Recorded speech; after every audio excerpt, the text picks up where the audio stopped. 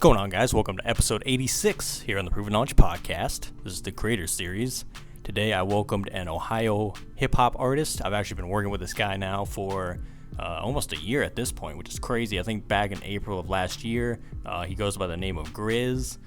He joined me today to discuss the making of his 757 tape. Almost lost it there. That came out around last year. It's actually the tape I discovered him on. He's got tracks like Sleek on there and 5 a.m., which are some of my favorites. He talks about, creating that from the ground up pretty much. The theme behind 757, which I thought was pretty cool. He explains that in the episode.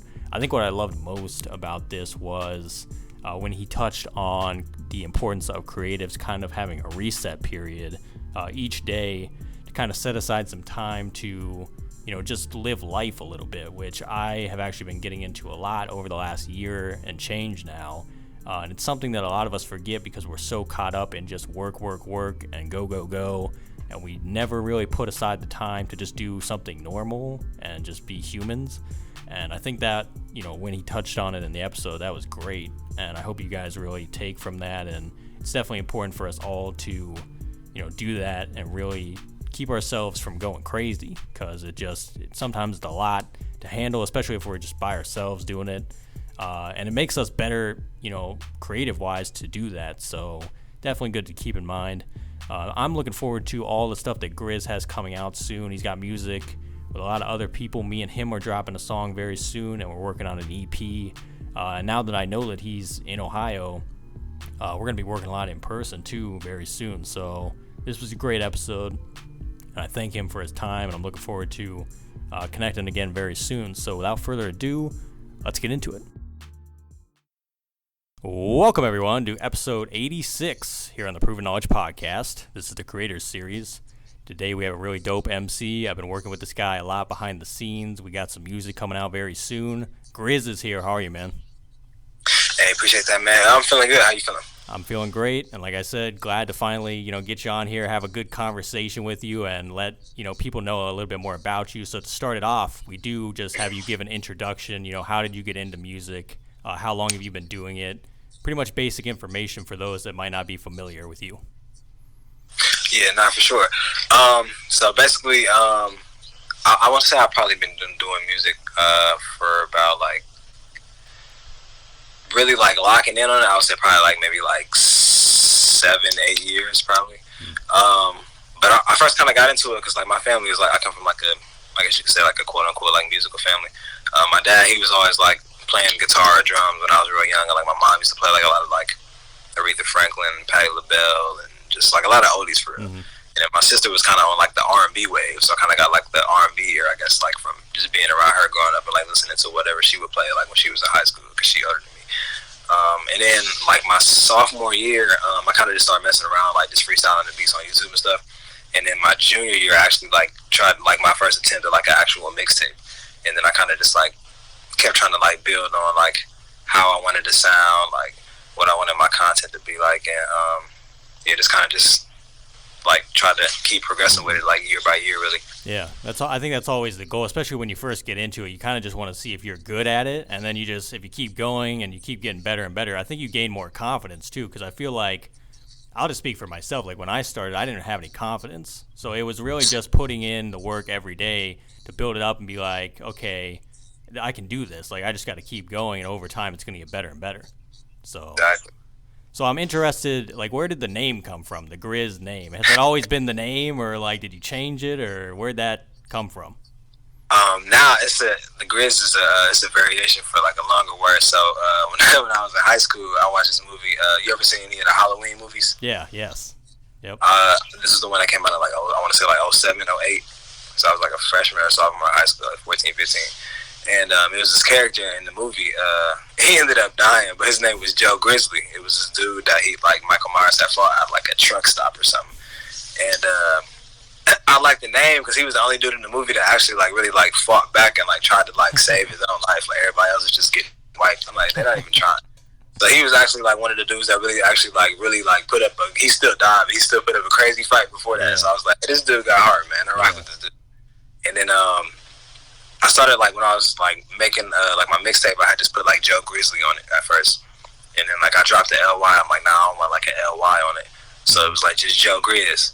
And then like my senior year of high school, like I think I just dropped the Joe because I just wanted it to be like one word, and I was like, I'm gonna just like go by Grizz. Yeah. And kind of just like stuck from like my senior year of high school like till like now. Yeah. Kind of just shorten it up, make it simple for people to remember too. You know what I mean? So that's pretty cool. I would have never guessed though that that's where it came from. And that's like the remakes of Halloween too. Like that's the ones that like no one talks about either. But that's hilarious. Yeah, bro. A lot of people don't know that though. So yeah that's where it all came from. I was so intrigued because I'm like, it could be something simple or it could be something like kind of weird or like kind of unorthodox. So that's awesome, man. So obviously, you know, you dropped 757, I think in April, your last project and everything.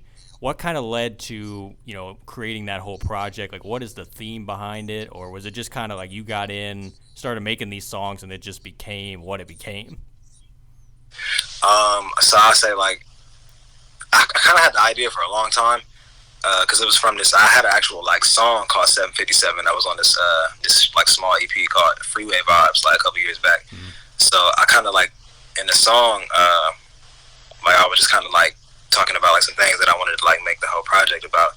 And then like the story I was talking about on the intro, like when I was recording the song that night, I was just like in the dorm, in the college dorm, just with the homies. We were just chilling, like just smoking, playing 2K for like damn near the whole night. So I went upstairs back to my room and I recorded this song, and I finished the song like at 7:57 a.m. like the next morning. So I don't know, I was just kind of in class like just thinking about it the next day, and I just couldn't take my mind off of it. So I'm thinking like, man, like this gotta mean something. Like, I can't stop thinking about it. Mm-hmm. So that's when I was just looking at it. I was like, all right, 7. And I was just kind of like writing my name. I used to like draw and like doodle in my notebook a lot, so I was kind of just like writing my name out in graffiti letters. But I was just noticing like my first name is 7 letters, my middle name is 5 letters, and my last name is 7 letters too. So I was like, this could be kind of like a numerical symbol for just like me and like just like growing as an artist, or like just me as a person for real. Mm-hmm. I honestly love that because I didn't know like the significance behind it or anything, but I've seen like you even post on your stories like every time it hits 7:57, like you screenshot it and post it up there if it's like the morning or the night or whatever. I think that could be like your like brand almost. Like you could create like a brand around that. Have you ever thought about doing that yet with that sort of like idea? Only through like merch, but as far as like in other avenues, I haven't. But that's a good idea. I think I like what you. Yeah, because like I didn't know it had that story with like the letters of the name and everything. I think people would kind of see that and be like, oh, that's really cool. And it's just like your name, Grizz. It's simple to remember. Like I feel like that would stick with people, and they'd be like, oh, this is his brand, or kind of like what he puts out everything under almost. So pretty cool. I think it's something you could take very far though. So I like the story of it for sure. So for the project then, is there a song that kind of stood out to you when you were making it? Like it was very either easy to kind of write for it, or maybe it's just a standout song ever since it's been released that you kind of go back to? I'll say the one that was probably the easiest for me to write to was probably Drexel. With my bro Dre the Dream, that's on that song. Just because it's kind of like I don't know, like when I heard it, it kind of just reminded me of like being back home in Columbus on the street called Drexel. It's kind of like it's built like a suburb, but it's like in the middle of the city. It's weird, like trying to explain it, but like there's like huge houses up and down the street. It's called Drexel, and like there's like mansions all up and down the street, like on both sides. So it kind of just reminded me of like being out there and kind of just like being in awe of everything that I'm like taking in and looking at and being around, like kind of like getting into the mindset of like, man, like, how can I get there like later in life type shit. The one that I think is probably my favorite, that's hard, but I would probably say I really like the Delhurst Modes a lot, the intro, but other than the intro, probably Aries Arise. I'm really a big Sleek fan and a 5 a.m. fan, to be honest. Thank you, I appreciate it, especially 5 a.m. because a lot of people don't know like the whole story behind that. So thank you. 5 a.m.'s like that like straight banger song, and then Sleek is like you're in and out of there really quick, but it's just so like the hook is just so addictive. Like I don't know, man, something about that. I really enjoy that one a lot. But like the whole project, I felt like that's kind of what caught my attention about it. It felt like it was very well thought out. Like I don't know what the timetable was for like how long it took for you to do the whole thing. But I feel like the whole like idea of it was very well thought out, and it's made still for like the modern listener. Where because before we started recording, you were talking about like short attention spans. I feel like we are more gravitated to like the 2-minute songs or like the 3-minute or less songs. So there's a lot of those in there. So it's like if they just discovered you as an artist, they could just go through, hear all these songs, and just get a good feel for you as an artist like really quickly through that body of work. So I think you executed it very well, honestly. So. Thank you, man. It took about, I want to say, probably like 9-10 months, so like almost close to a year. Yeah. So are you like thinking about doing like another album eventually? Like we'll get to like what you got planned coming up, but would you ever do something like that again, just a bigger body of work? Yeah, I want to have like a full, like, cause when I first started like making music, I used to just like try to just like flood every project with so many songs. So that's not saying I want to like necessarily do that again, but I definitely want to make it like a more of like a full length feature like type of project for my next one. So probably maybe like 14, 15 songs, and maybe like one interlude or one skit or something like that. Yeah. That's a good length for an album, honestly. As long as, like I said, you keep their attention spans where you need it to. So, but I think that's always like the perfect median length. So, like for recording wise, are you doing all this pretty much remotely from home? Are you just you got the mic stand here and you're just recording on the laptop, or are you going to studios still? Like, how has that been going recently for you? So lately, I've been working with this engineer by the name of D1 from Columbus. Shout out to D1. I work with him a lot too. I recorded the whole 757 project with him, and then like we kind of like mixed it down and kind of like fine tuned it to like, you know, take certain things we wanted out and put other things we wanted in. And then sometimes though, depending on like if, like how I'm feeling, like I do have like a home studio setup, so I just have like the mic and then like my MIDI keyboard, a set of speakers, and like the monitor.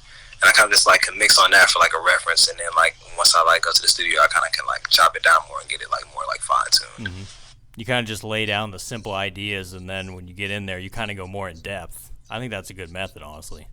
Yeah, because I know a lot of people like don't write and like they go in and freestyle and stuff. I wish I could do that, honestly. Like, I just it never works out how I want it to work out. So I'm like, nah, I actually got to like put a pen to paper sometimes, and, like kind of like track it out. Yeah. Because I think, like you said, it's all preference, really. Because I've talked to a lot of people where they're just like, nah, I don't even like put anything in notes on my phone. I just go in and I say things, and then Bro, I wish I could do that. I know, like you would think not, but like I hear people and they're like, I listen to the playback and then I hear like when I'm mumbling like this melody or whatever, and then they go back through and they might write to whatever they just mumbled, and then they complete the sentence. It's weird. It's like a weird method. It's like they go in and they just say random nonsense, and then they go back in and fill in the blanks with real like words and make it make sense. But I feel like if I could write, because I can't write for shit. I can't rap. I can't sing. I can't do anything. That's why I make beats.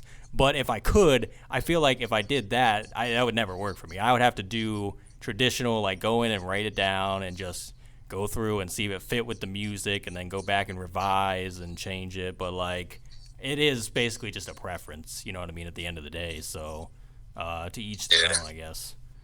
Yeah, I salute people who can do that, man, because I honestly wish I could do that. It's something else, because like I swear I've talked to probably at least 10 different writers that have told me something similar to that, where they don't really have a plan. And I'm like, you know, it is what it is, because I feel like even like from production standpoint, I feel like I could sit down and not really have a plan and just go in and make something and just see what happens. So I guess it's kind of the same thing. It's just for me, like when I look at writers, I'm like, I don't know how they come up with words and make them make sense, because it has to make sense still to an extent. Like you can't just put a bunch of random nonsense and call it a song, because no one will get it. But it's definitely a skill that I admire as well, for sure. So I'm curious, you know, who for you, maybe now or maybe, you know, back when you were a kid, you obviously mentioned your parents, you know, were deeply rooted in music and everything, and you came up listening to some of what they listened to. What do you think, like, who are some of your favorite artists that maybe have inspired you so far on this journey to kind of get into music and kind of do your own thing in your own way? I gotta say, 50 Cent. He used to be my favorite rapper when I was younger. Wayne. I think I got Wayne as like, he's one of my goats, so Wayne for sure. Ludacris, probably Nelly, and Drake. All the Big Sean too. Big Sean. Yeah, man, all the legends for real.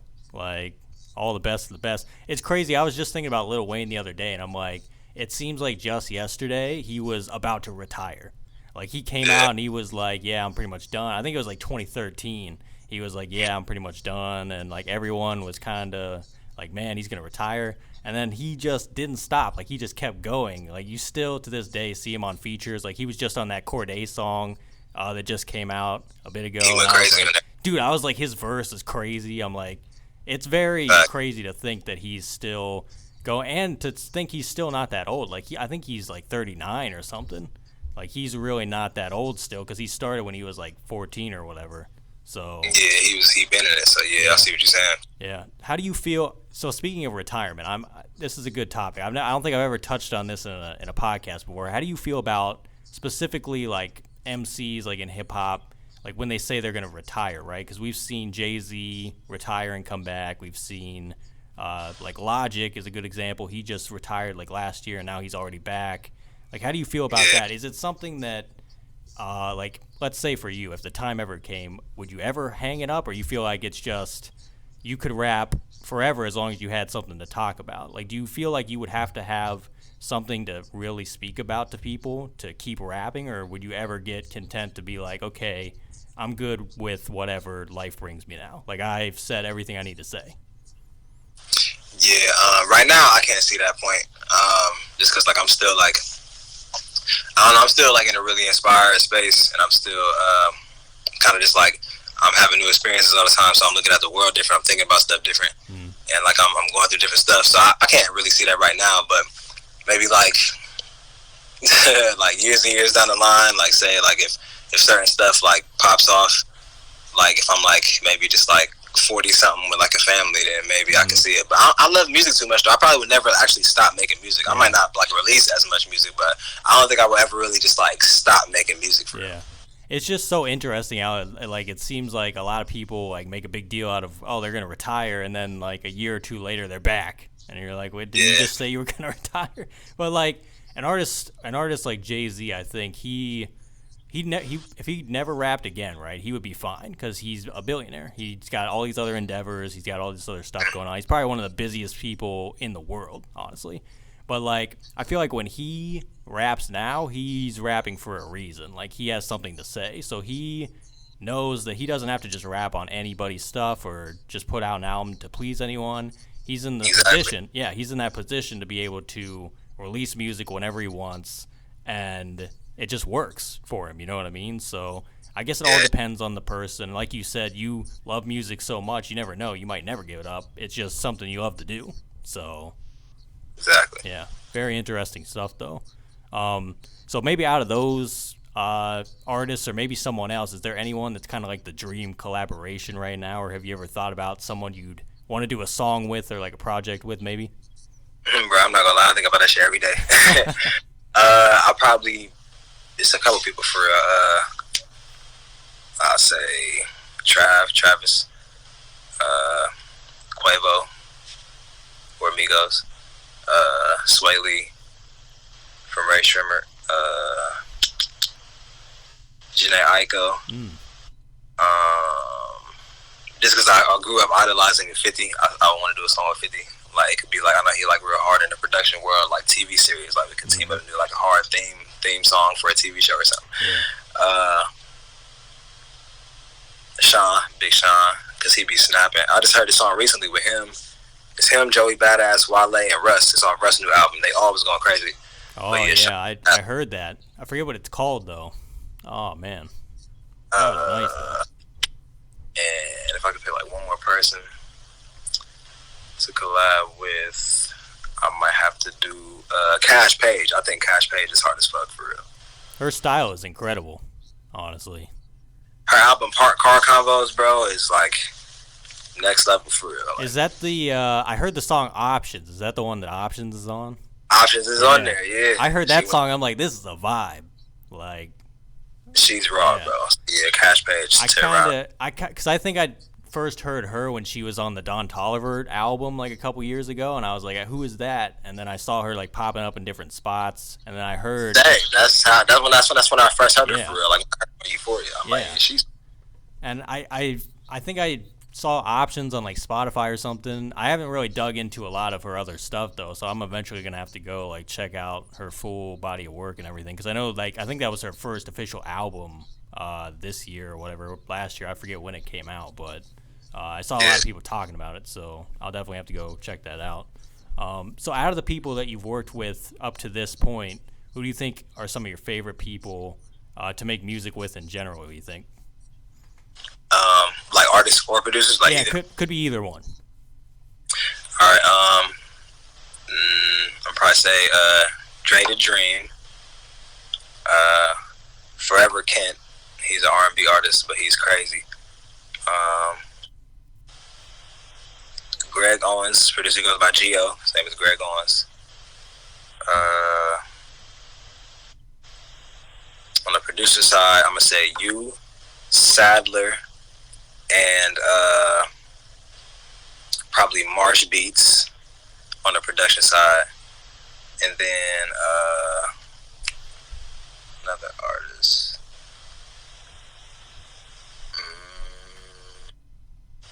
Probably the Moon. It's his group. It's a duo. It's two of them. They're called the Moon. Are they from Ohio? Are all these people Ohio based or? Yeah, Gio is from Columbus. Dre the Dream is from Columbus. The Moon, they're from Cincinnati. Mm-hmm. Okay, I'll have to check them out then, because I'm definitely. Frvr Kent is from Columbus too. Okay. I think I've heard of Frvr Kent though, so I'll have to check them out. So what exactly led? I think you mentioned this before we started recording, but what led to? You said you're from Columbus. Now you're in Cincinnati. So what has led to that recent move? Is it for also like connecting with different people, like musically, or? Yeah, really, I just like the vibes down here, bro. Like the Natty is amazing. I love it. Like Columbus is cool, but like I don't know, like the Natties be feeling different when I'm down here. Like just be feeling like I don't know, it's just a different vibe for real. So I kind of just like the scenery and the people and the spots. But yeah, also down here, I know a couple engineers and like other artists too that it would just make it easier to collab with. Like if I was like stationed down here. So yeah, kind of just both really. Mm-hmm. So have you ever thought of like eventually maybe moving elsewhere for music or for whatever endeavors you're trying to do, or have you not really put thought to it? You're kind of just in the moment where you are now, and you're kind of just content with that. Yeah, I thought about it. I don't know if I would want to go south or west though. I've been to the south, like the spot that I would move to down there. I've been there, but I've never really been out west yet. Like so, I want to go to like the Bay and probably like LA and maybe like Pasadena or like Sacktown out west, somewhere out there. Just to kind of like catch the vibes and see like which one I would prefer. Yeah. But yeah, I would say for right now, for like the next probably like year and a half, I'm probably gonna be in Cincy, kind of just like maneuvering down here. I think the greatest part too is that like as an artist, you really don't have to be in one certain spot, or you don't have to be in many spots. You can be in like a Cincinnati or somewhere else, and you can still see success because you can connect with people from anywhere. You know what I mean? With Instagram and Twitter and all the other social media platforms, it's like the possibilities are pretty much endless. But if you also want to go do that, you can. You know what I mean? It's like you gotta do what's best for you and everything. And I'm with you there. I've put thought to it too. I'm like, I don't know if I want to be here forever, but like I'm good with it for now. You know what I mean? I'm just getting started off, getting my feet wet, seeing what I can do, making different connections. And like I said before, I didn't even know you were from Ohio. Like we literally met through social media, and yes, sir. We just connected and started making music. So it's like you don't even have to be in the biggest like region or the biggest city to just get things started and start doing, you know, whatever it is you're trying to do. So it's awesome. So 2022 is basically here at this point. By the time this episode comes out, it's going to be here for real. So what do you think you're looking to accomplish most in 2022? Could be in music or could just be in life in general. On the music side, I got to step my visual game up. So I want to shoot a lot more visuals for a lot of the music that I already have out, and kind of just like put a face to the name and put a visual to like the idea. like put a visual to like the sonic idea. So I want to shoot a lot more videos. Probably perform more. Like I want to perform probably like at least like once a month. And in different venues too. Like it doesn't always have to be like a super stacked like club type of environment. Cause I got like slower tempo songs. I can go to like a hookah lounge or like a coffee like speakeasy kind of like vibes. So different stuff like that. And in life, just keep getting better. Like everything for real. Like continuing to eat healthy. Word to Larry June. You know what I'm saying? Just become more clear about like my decisions and intentions with stuff. And really just enjoying it, man. Like continuing to travel a little bit whenever I can here and there, and just enjoying life. Yeah. So I don't know if you ever given any thought to this, but what do you think you want your lasting impact to be? Like when someone hears one of your songs or maybe your album or whatever, what do you think you want them to take away at the end of the day from hearing that?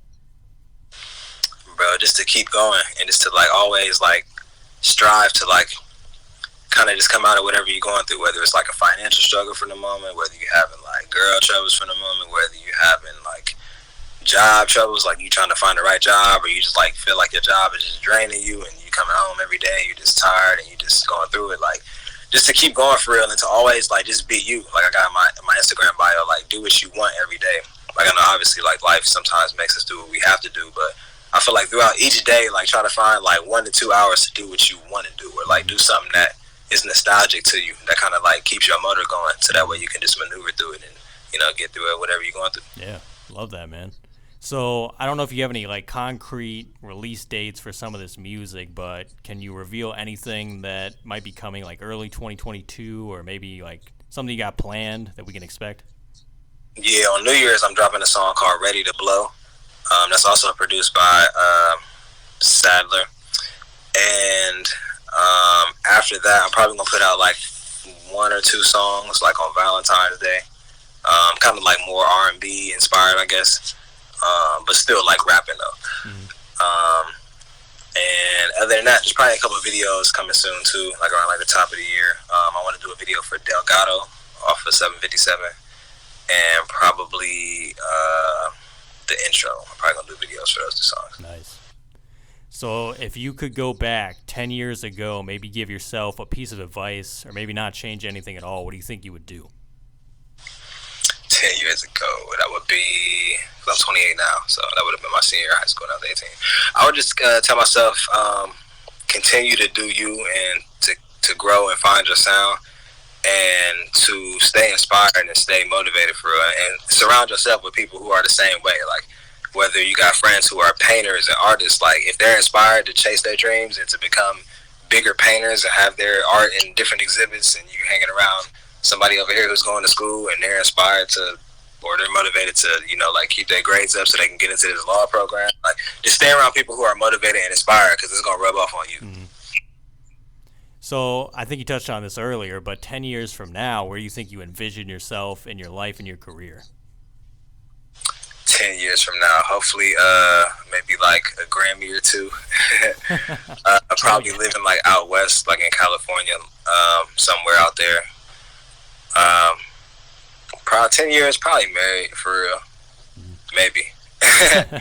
And still like with my same group of friends, right now, still like working with my same artists, still working with the same producers, what I'm saying? Just continuing to take everything to the next level, like kind of being cemented, maybe like 3 or 4 albums in, like in the industry, you know what I mean? Like that are like recognized like globally. Like a good fan base to where I could like tour and go overseas, because I've never been out of the country, so I feel like that would be like a cool way to get out of the country. Yeah, that's pretty much it for real. Nice. So do you have any final words of wisdom today for the listeners? First of all, thanks for everybody that tuned in and that is listening to this and that will listen to this. Shout out to you as well. And I would just say, words of wisdom, man, just continue to dodge all the BS as much as you can, at least. Do something every day for like an hour or 2 that kind of like gets your stress levels down, or kind of relaxes you and puts you in a mood to where you can, get back at it and attack whatever you need to attack the next day. And just enjoy life, man. It sounds cliche, like, but sometimes like the simple moments, like you gotta really like be in it now and really hone in on those, because you may not get them back later in life. Mm-hmm. Absolutely, man. Well, Grizz, that's all I have for you today. Man, I appreciate you taking the time out to, tell a little bit of your story and everything. I'm looking forward to all the music. Obviously, we got music coming, which I'm super excited for and everything, and we're going to have to do this again very soon, bro. Yeah, no, most definitely, man. Thank you so much for having me. I appreciate you. Thank you guys for listening today. That was episode 86. We'll be back this time next week. As always, hit the support button on your podcast streaming platform if you'd like to send any funds. Feel free to leave us that 5-star rating if you enjoyed today's episode. So we'll see you then. Thanks, everyone.